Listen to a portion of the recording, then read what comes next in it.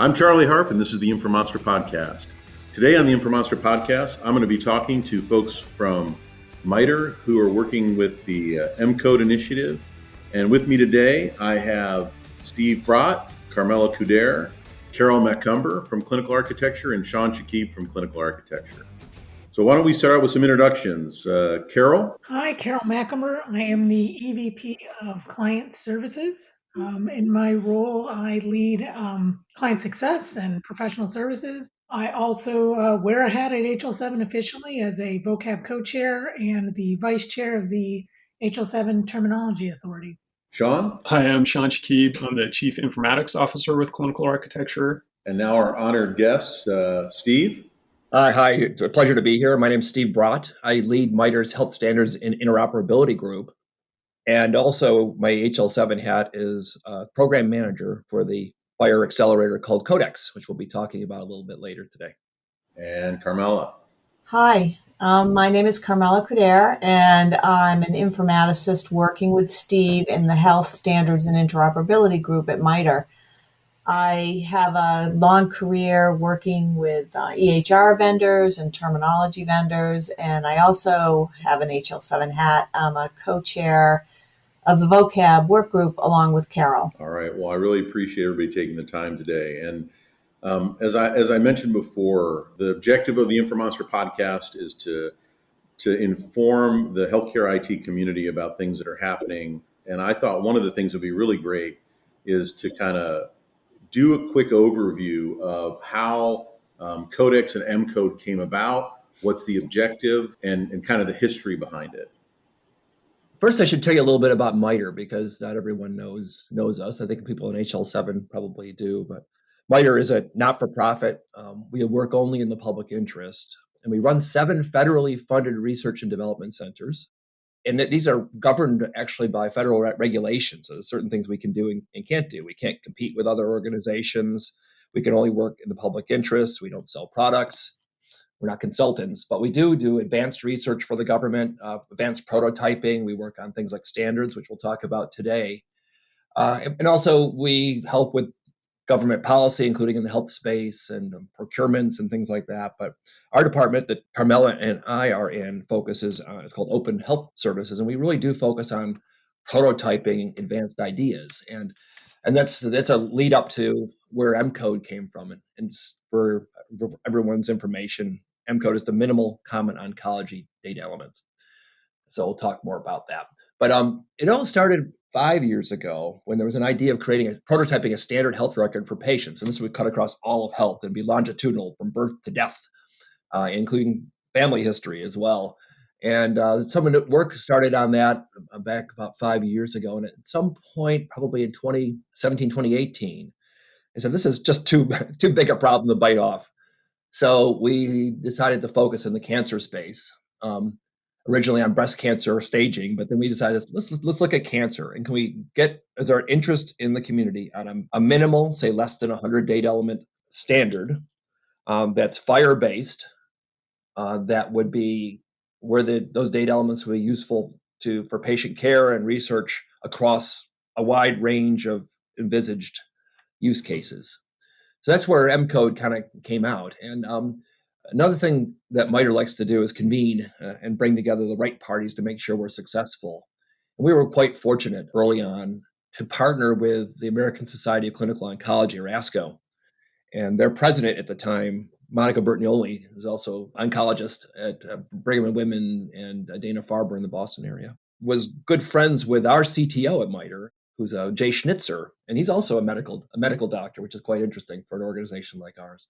So they got together to start talking a little bit about what we might be able to do together. And so ASCO was one of our first proponents. And they have a huge community of 50,000 oncologists. And they were able to muster a lot of interest in this idea of a minimal common oncology data element set early on. And so that's where that kind of started. And going back, of course, why cancer also, in addition to this fortuitous connection between Monica Bertagnolli and Jay Schnitzer. Cancer is a very serious disease, and research has made a lot of progress on prevention of cancer and also on remedies for it as well. But still, it's the number 2 killer in the world. Probably 40% of all of us are going to get cancer at some point in our life. It's also, of course, very expensive. It's painful, can stay with a person for a long time. And we also know that everyone probably listening to this podcast knows of all the problems of collecting data for anything, but including cancer. I mean, figure 15, 20 million cancer patients today have their data in some electronic health record system, but almost little of it is structured. What's structured isn't standardized, even within a health system. And certainly for a patient who may span different providers and health systems, their data can't be longitudinally analyzed or used for research very easily without a lot of work, a lot of expense, and a lot of time. And we also think that this lack of standardized data for cancer care has other implications. There's a lot of focus now on health equity, and we know in places in the United States, for example, the level of breast cancer mortality, for example, Mississippi River area is about 3 times the mortality rate in places like Boston or California. So care and the costs of care can vary a lot. So we believe also that by having more standardized patient data, not only can patients be cared for better on average, but also especially in areas where health equity is lacking. So feel free to stop me if you'd like. Just a couple other things about mCODE. So we, of course, are focusing on FHIR implementation guides. That's why we'll talk about the CodeX FHIR Accelerator, I guess, later. That's also been something MITRE has been involved with for a long time. We even developed a predecessor standard called HData, which was the first, I guess, RESTful implementation for sharing health data. And FHIR, I think, drew from that quite a bit. I think we're working on 20 plus implementation guides now within HL7, where mCODE is certainly one of them. But FHIR is also, we're fortunate to have chosen that path because, of course, now with federal regulations also leading to the requirement for health systems and payers to have open FHIR APIs for patient data and claims data. That puts us right in the sweet spot of what is being required of health systems as well. So we're finding a lot of interest in mCODE. In addition, sort of a side interest is because, boy, we can learn more about FHIR implementation too, working with this community. So mCODE is a HL7 FHIR implementation guide, and it's at the standard for trial use level 1 or STU 1. We're going to be balloting a STU 2 will be balloted in the May timeframe. We'll be sort of freezing the draft work on STU 2, I think, in April 11th. So very exciting. The differences between STU 2 and STU 1 we could talk about if there's interest, but a lot of it was based on learnings. With this HL7 FHIR Accelerator called CodeX, we were able to start using mCODE for real use cases. For example, radiation therapy summaries is something that we have a lot of interest in from some of the big medical radiation oncology societies and health systems and vendors. And by pulling those experts together in that specific area, radiation treatment, we were able to see some areas where mCODE could use improvement. So those are the kind of things that we really want to focus on, is not just theoretical discussions of the standards, but implementing them, learning what works and what doesn't work, and fixing it with all the parties involved. So before I stop, we have a large group of supporters now. Besides ASCO, we also have ASTRO, the American Society of Radiation Oncology, CancerLink, NIH, FDA. We have about 20 plus health systems that we're working with on one or more of the use cases.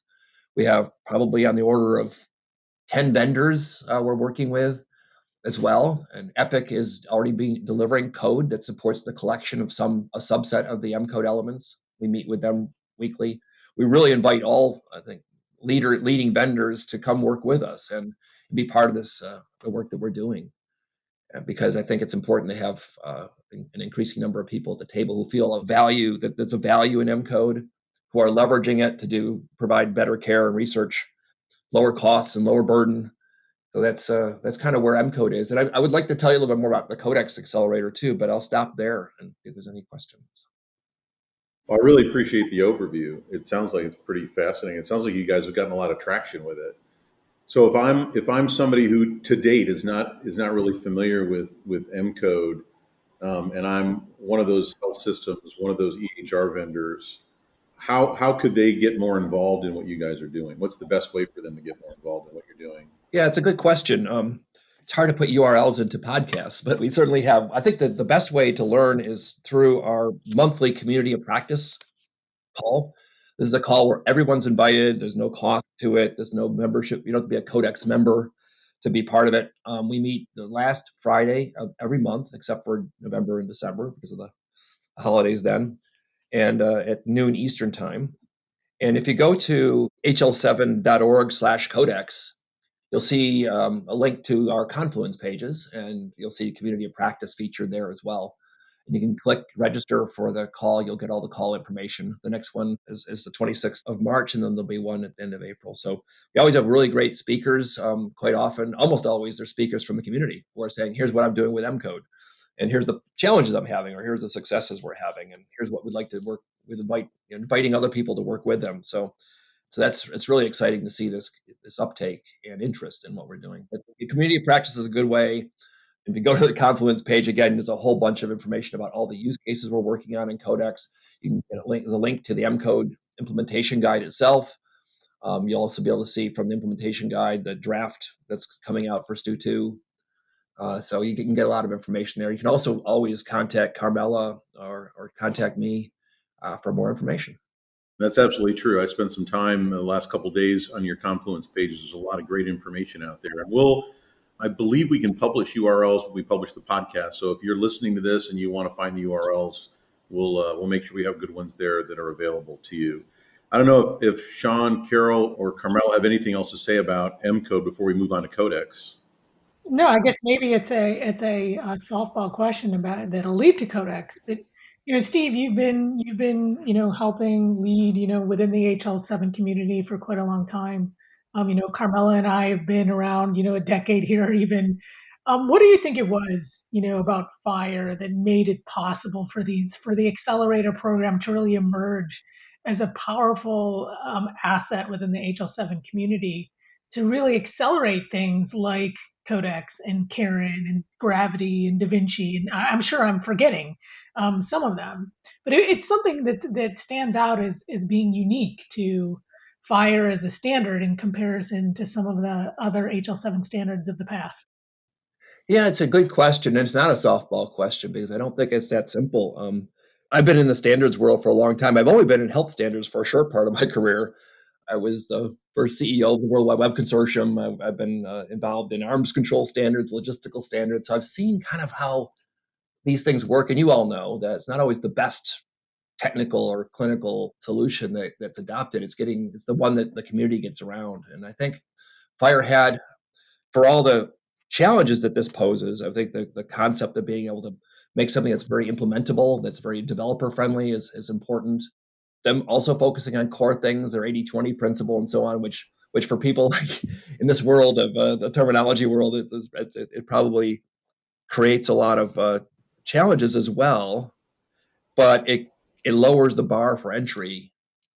And that's where the accelerators come in too, because we can work together with the other accelerators who are working on social determinants of health, or who are working on research or prior authorization or other areas, and we can work together to try to ensure that our different focuses are interoperable with each other. Because when it comes down to it, it's one patient. They have cancer, they're part of a research trial, or their social determinants have a huge impact on their health. Is still a person.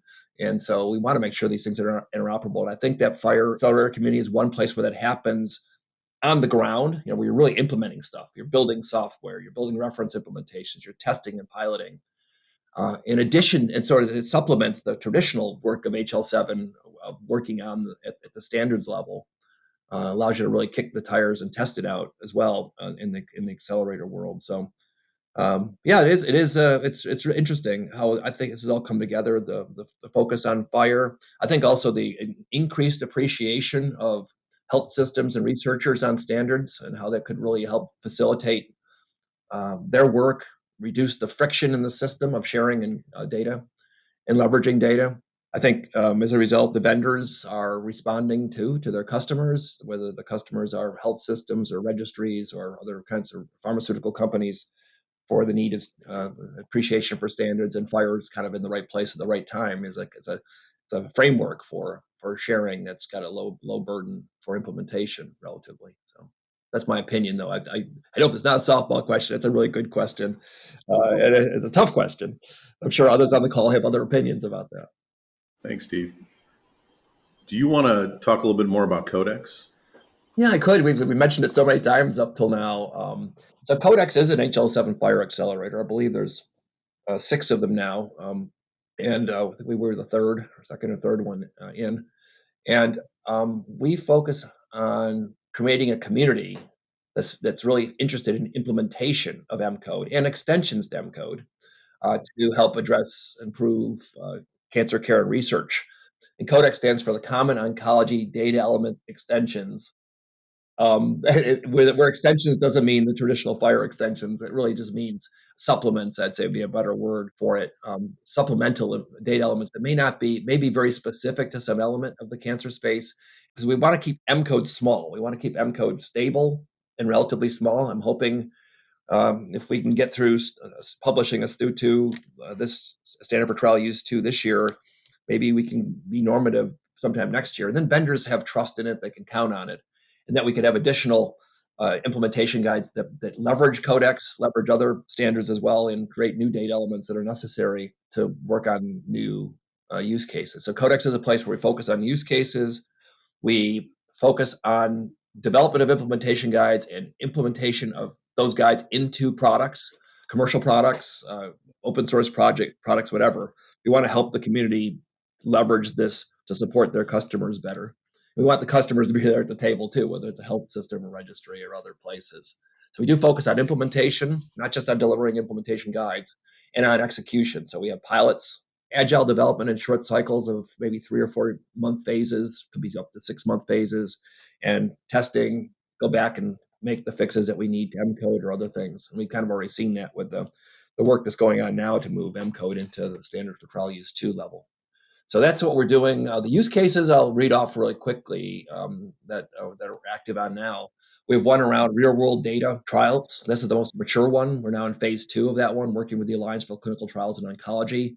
We're actually executing 3 trials now, collecting data in EPIC and in mCODE elements and sharing them, aggregating them in a central place to ensure that the data collected out of the EHR are complete and of high quality as those that were collected in the case report forms that are traditionally the locus of information collected during trials.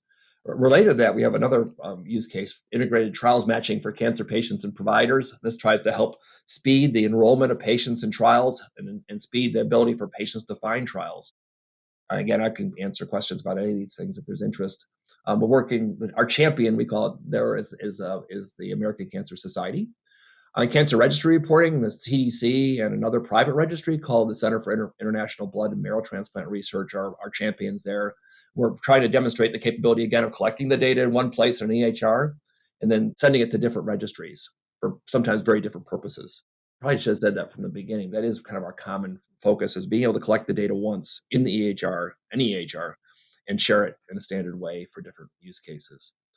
So those use cases are all what we call an execution. That means we're into phases, we're building stuff, we're testing stuff. And then we have a couple others that are in planning stages. So radiation therapy treatment, we've got the biggest radiation therapy delivery system vendors, like Varian and Electa and Research, working together to send a standardized report based on mCODE and other elements from their systems into the EHR in a structured way. Right now, that's almost exclusively done with PDFs.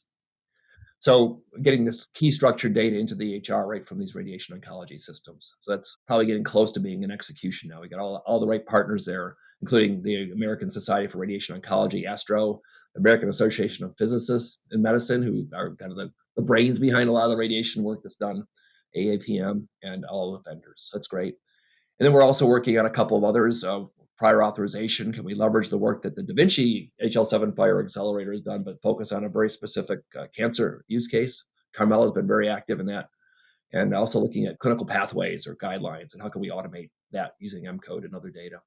So these are the use cases that are pretty well documented on our website, and anyone who's interested, I'm happy to share more on that. I mean, it sounds like the things you guys are doing are pretty exciting. And I think that, you said the comment earlier, why cancer?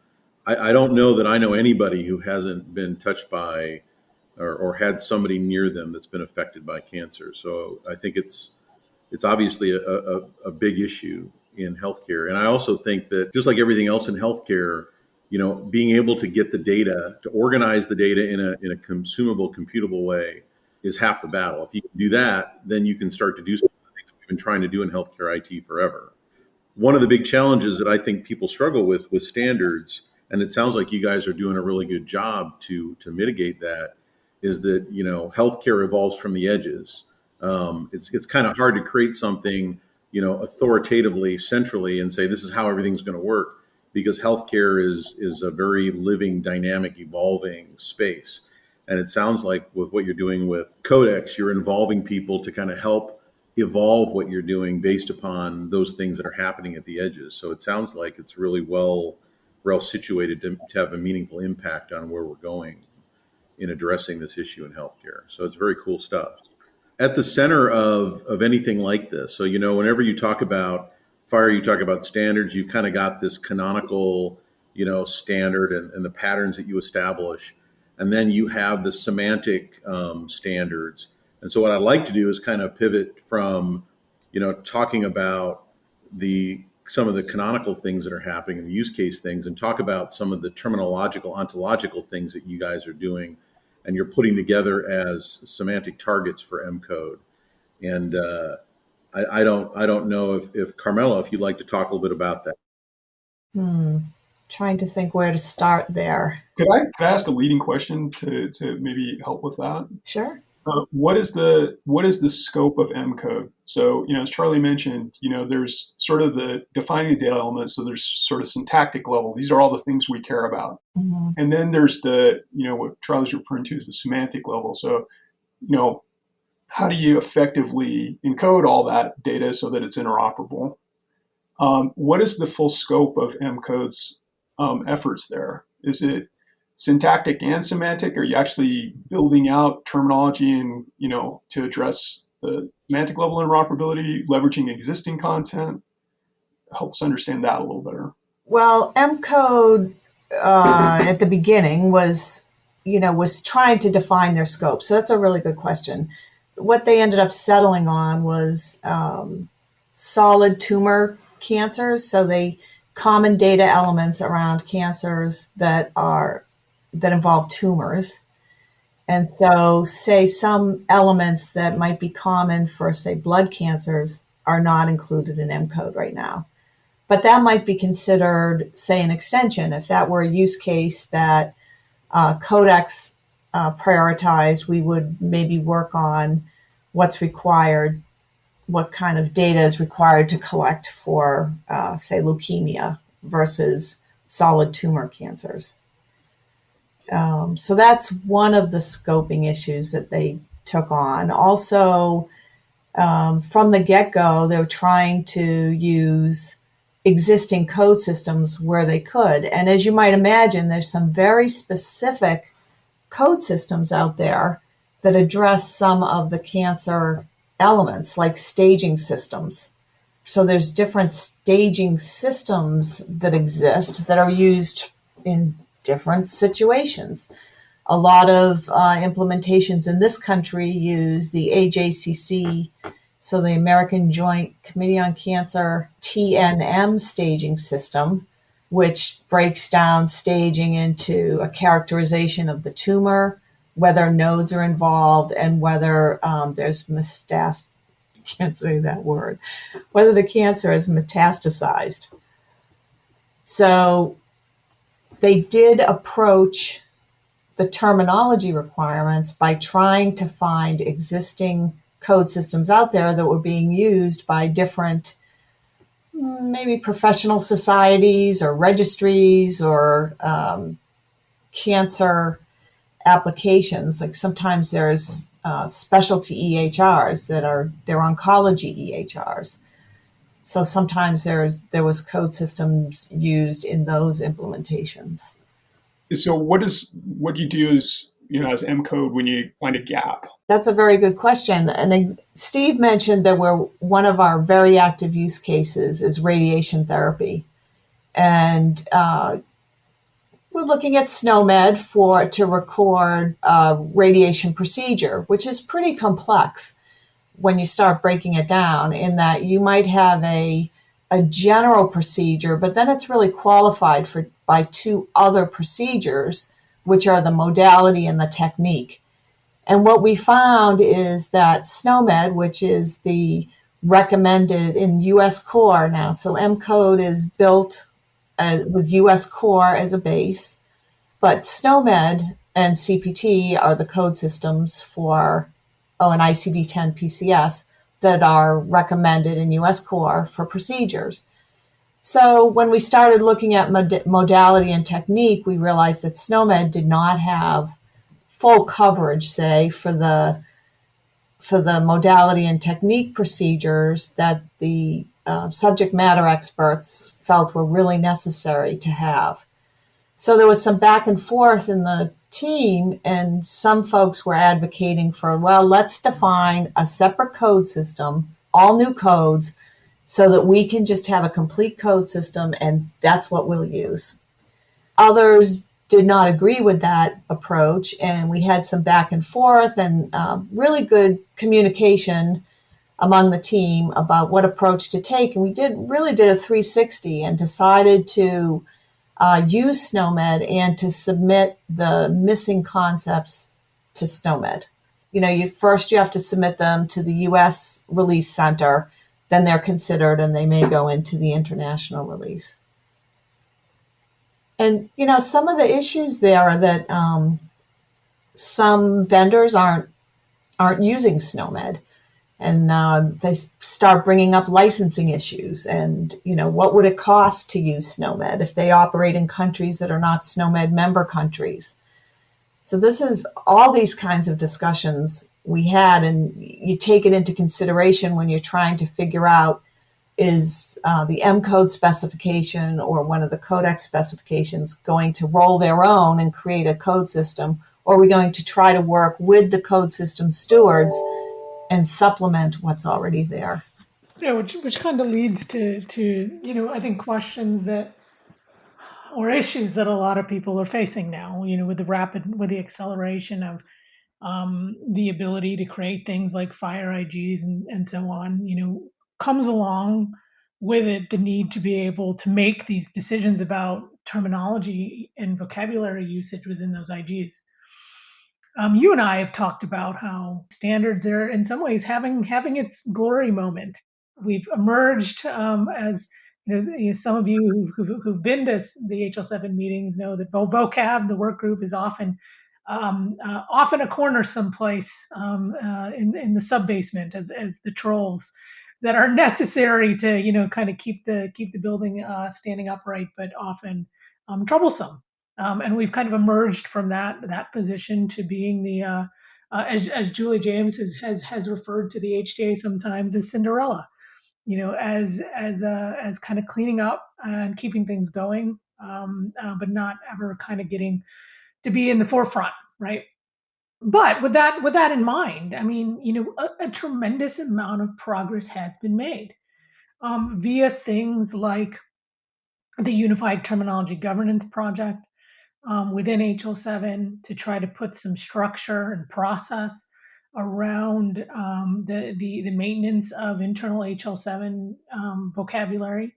The Gender Harmony Project that's looking at, finally capturing the difference between sex and gender identity and sex for clinical use in a meaningful way, where HL7 has been able to bring together, not only standards development organizations, but international participants, EHR vendors, the radiology folks, all together to talk about terminology and how it has a direct impact on the quality of the data and the outcomes for patients. We are seeing a emergence of tools that help within the HL7 community to do validation of things like code system identifiers, make sure people are referencing the versions correctly, and so on. And as you guys have talked about, the FHIR IGs, they're being, and FHIR in general, being referenced in federal mandates. But with that comes a different sense of urgency, a need for speed, as you've coined in other conversations. And that doesn't necessarily align with the traditional terminology authoring and maintenance process that we've been used to, right? As you described. So you identify a concept. If you're using SNOMED, you enter it into, if you're a member country, You enter it into your National Release Center process. It has to get reviewed. You get an answer. There's mitigation about, the definition of things. Then it maybe ends up in your edition, and perhaps it ends up in the core. But all of that takes time, and we don't always have it. In my role at the HTA, worked with the Karen folks to ensure that their code systems were being identified and referenced accurately, under a very tight timeline, right? That IG is being referenced in CMS regs, and so we had to get it done, and that isn't always easy. So, I'd be interested to hear from you or Steve, kind of how do you find that sweet spot? What is the sweet spot between being able to efficiently do this, and making sure that the right terminology best practices are followed in terms of the creation of that content? How do we get there from here?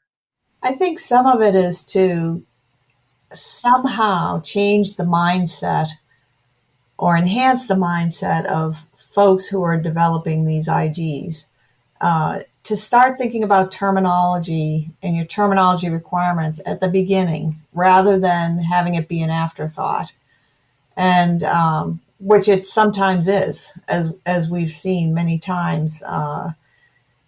So somehow educate the community. And when I say the community, I guess I'm thinking of the HL7 community, the folks outside of HL7 that are developing implementation guides, and have the material prepared to help them understand why it's important to think about your terminology artifacts at the beginning of your cycle and what's available there to help you. It's not a mountain that you have to climb by yourself.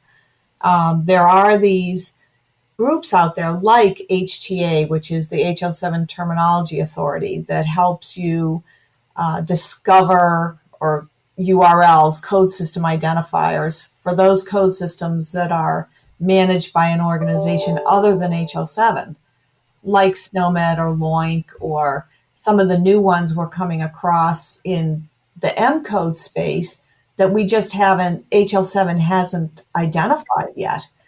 And, not identified, that didn't sound quite right, but maybe they don't have a known identifier, an endorsed, or sometimes we use the word authoritative identifier provided by the code system owner, like AJCC for the staging system. Up to this point, we did not have a communication open with that organization to say, well, what would you like to use as your code system identifier? What would you like the community to use? So I think it's a kind of a culture change to try to, and that's going to be difficult, especially when a lot of IGs, FHIR IGs, are developed by consulting companies who maybe aren't HL7 members. They might not be steeped in the culture of how things are done. Our documentation sometimes isn't as easy to use as we might like. It's getting better.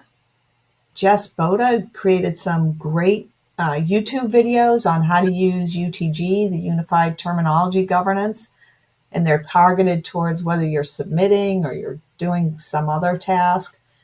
So it's getting there, but I think it's sometimes it feels a little disjoint how HL7 is approaching it, because it's a big problem space and it's a lot to cover.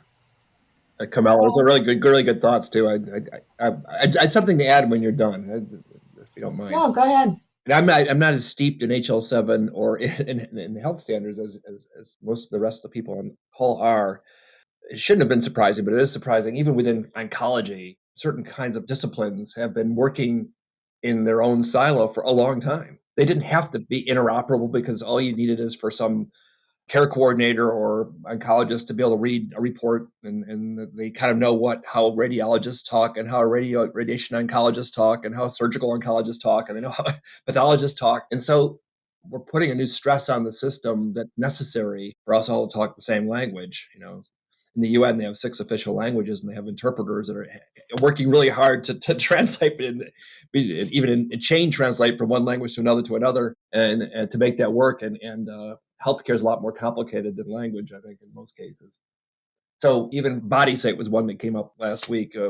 Radiation oncology, they've talked about where you're putting the instrument, and from the outside of the body, what's the organ or part of the inside of the body, the mass inside the body that you're trying to target. And you need to have a terminology for those locations and some kind of a code system. And they've had things like this too. They've developed things like this on their own. But surgery, you also need to know where's the incision and where's the, what are you trying to get at? And I guess every single subdiscipline of health has something about body site as part of its vocabulary. So just how do you get people who have spoken their own language for a long time to agree we need a common one? That's not easy. And we'll probably end up having the compromise in some short term with mappings and things. But the benefit of it working on with different disciplines within an accelerator, at least, is you have those people at least in the same community, and there's an opportunity to see if we can align. And we may find that there's cases where we can't, but we have to do our best. Well, that wraps up part 1 of our interview with Carmela Couderc and Stephen Bratt from MITRE on mCODE and CodeX. I invite you all to listen in to part 2, where we'll get more into some of the complexities and challenges around sharing data across silos in healthcare. I want to say once again, thank you very much for the folks that participated today, and thanks to all of you for listening. I am Charlie Harp, and this has been the Informonster Podcast.